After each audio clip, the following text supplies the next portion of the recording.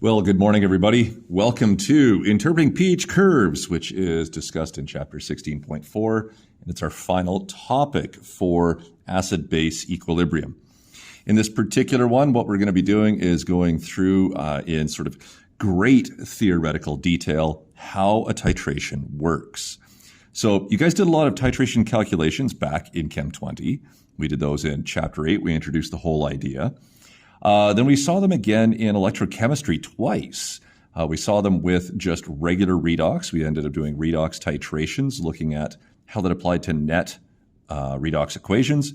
We then saw kind of a shortcut to them, and we did more titrations when we were doing RSL stoic and things like that. So we've seen them lots through here. While we could go into doing more calculations with titrations and those data tables, Alberta Ed pretty much says you've got that part under control. So we're only going to go so far here as taking a look at the theory behind it. So let's just refresh our memory here on a couple of things.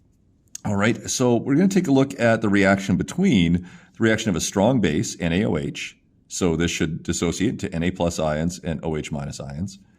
Your strong acid, which is hydrochloric, which should ionize into H3O plus and Cl minus. So for this one, this is one that you guys have done in the past. We could go through our entities list, but you see a strong base being titrated into a strong acid.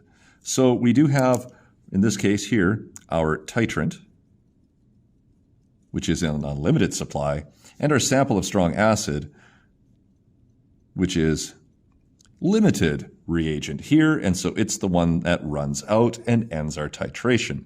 So we're just going to quickly sketch a pH curve here. Then we're going to talk a little bit more about what's happening in our solution as we go through. So our sample is starting out as HCl. So I am expecting that I would have a very, very low pH to start. And then, as I kind of go through here, every time I add a little bit of NaOH, my pH begins to rise. All right, that's consuming a little bit of the hydronium that is in my HCl sample, turning it into water through the reaction, and OH, of course, being consumed doesn't exist yet, so I can't make anything basic, and I just keep using up the hydronium that's there. Eventually I get down to a point where there's just a few of those hydronium ions left. I add one more drop of NaOH, and I see that my pH spikes rapidly, and then if I was to keep adding NaOH and having titration error here, the pH would continue to go up. And so we've seen these S curves before. Now, one thing that we should take from this before we discuss the entities is a couple of points on these curves. All right, we have the equivalence point, which is that perfect 1-to-1 neutralization ratio between hydronium and hydroxide. For a strong acid and a strong base, that should probably happen visually in our curve right at the middle point here. And if we were to trace it over, we should see that this neutralizes at a pH of 7. So this is our equivalence point, as shown by the midpoint here. And then one other thing that we should be looking for here would be those visible endpoints. Now, the visible endpoints are using various indicators, and so we're looking for any sort of indicator that would change color in this range here. If we were to go to our data table, we're looking for things that appear between, let's say 5 and 9 here on our pH scale. Thunk. There are lots and lots of indicators that would change colors that we could use. I would say anything here between chlorophenol red and phenolphthalein make good color change indicators, because you're going to see some evidence of a color change between this range here. If the color changes are happening anywhere in the inclined regions, then we probably have a bit of a problem, and it's going to lead us to titration error, and we're going to have a hard time getting those nice, consistent results that we were looking for in any titration. Now, here's the deep dive. All right, in our deep dive here, we want to take a look at what entities might be in the solution at this point here.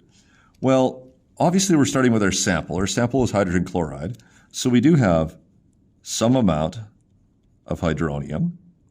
We have some amount of chloride here. And then every time we add a little bit of NaOH, we should be adding a little bit of Na and we should be adding a little bit of OH minus. Now, we want to talk about what's increasing, what's decreasing, what's happening as we kind of slide along this curve, because it's going to make a little bit more sense as we kind of develop that idea later on in this chapter. But if I'm adding sodium hydroxide to a solution that has hydronium, then the hydronium should be going down. That's coming from the NaOH that I had. As I add NaOH here as well, there are some Na plus ions that are going into solutions, so they are increasing, but they're not doing anything to the chloride because they would create NaCl, which of course is soluble in water, and then dissociates into Na and Cl anyway. So the Cls are kind of more of a spectator ion, if you remember that term from Chem 20. The OH minus ions are being consumed as they neutralize the hydronium ion, and it's the reason why the hydronium ions are decreasing. But at this point here, no OH minus ions should be appearing in the solution, because every time I add a little bit to the solution, then they are going to end up going down in concentration as we use them up. On the back end here, we take a closer look at what's going on over here, and we can take a look at the same list of entities, but we're also trying to explain why we're seeing the curve do what it does. All right, so back over here, we can see that if hydronium is going down, then the pH should be increasing, because remember, pH numbers get very small with large hydronium concentrations.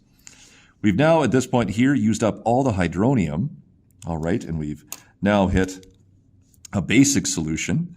So all the hydronium must have been consumed. Remember that it was the sample in limited supply. So this is how a titration ends. You used up all of your limited reagent. Chloride has not been affected throughout this one. As we keep adding NaOH, because we're leaving the tap open here, it keeps increasing in concentration. But now that there's no more hydronium, the only reason that pH numbers go up along this section here is because hydroxide ion concentration must be increasing at this point. We've never really taken a look at the entities of acid-base reactions in a titration before, but I hope that little discussion made some sense to you guys. All right, don't forget that we do have a couple of terms here that we like to talk about. Equivalence point versus endpoint. Equivalence point is that perfect neutralization. Now this can be at just about any pH, but for strong and strong, it does work out to 7.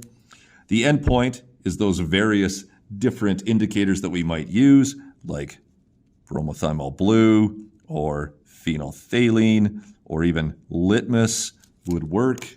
So there's lots of different various indicators we could choose. Remember that the difference between equivalence point and endpoint is to be a 1-drop difference to have a decent titration. Okay, so we flip the page. This gives us a chance to talk about those indicators like HLT, HBB, HPH, HCH for chlorophenol red, all of those various indicators that you see on page 10 of your data booklet.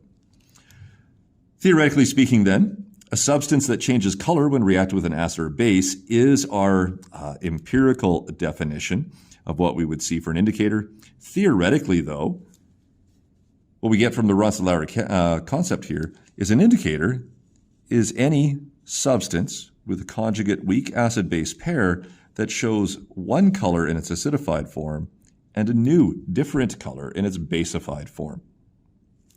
If we take a look at this general indication here, and even just jumping back to our table, some of these things can be fairly complex in their chemical formula, and so what we have seen is that they've been given nicknames based upon the name of the indicator itself.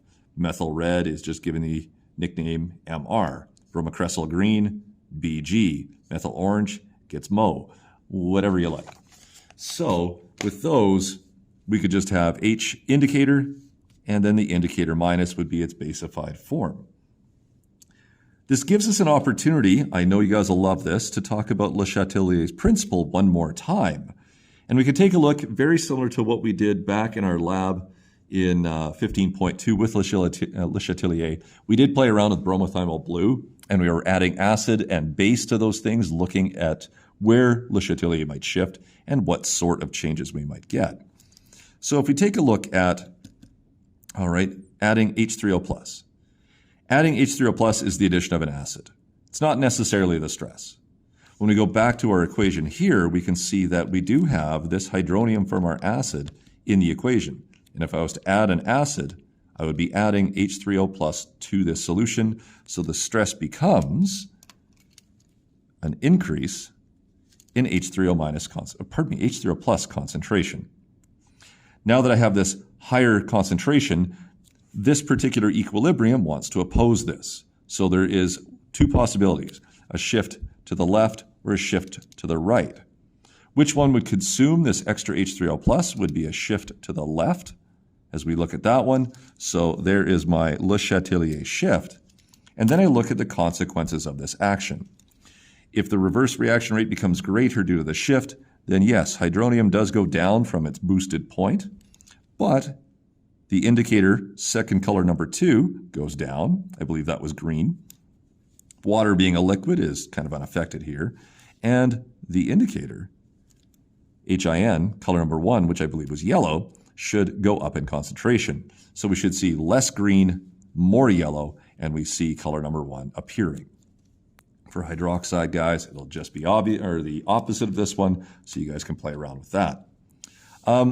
To highlight this point within our indicators, because we can take a look at them from a Bronsted-Lowry acid-base equilibrium, if we take a look at the phenol red indicator equilibrium, we can go find phenol red, and you can see that in its acidified form, in solution, it's HPR. In its basified form, we can see it's PR-. It'll shift somewhere around neutral from yellow to red. So if I start with that, HPR in solution should form some sort of equilibrium with the PR-. And when we have here a little bit of hydronium, very similar to our template that we had here, very similar to when we were looking at ice tables of just single solutions in which an acid was reacting with water or a base was reacting with water. From here then, we're just looking to try and identify conjugate acid-base pairs. That's what it's looking for here. And so HPR should be the acid in the forward reaction with water. And so remember, whatever is the acid in the forward reaction does make the conjugate base in the reverse. Conversely then, water is our base here as it did accept the proton from HPR. And so its remnants, of course, are H3O+, whatever was the base in the forward reaction, must make the conjugate acid in the reverse. Okay, there you go. That's pretty much everything for the first little section here. At this point, you should be trying some questions on page 754. Really, it's just trying to get used to this idea of what's going on in a titration, remembering that Le Chatelier can come back here with lots and lots of visual indications of color. So expect that when we take a look at the exam and we take a look at the diploma. So acid-base indicators or titrations give us color changes. They are, in some cases, subjected to Le Chatelier equilibrium. And so expect questions like that as we kind of move along through the unit.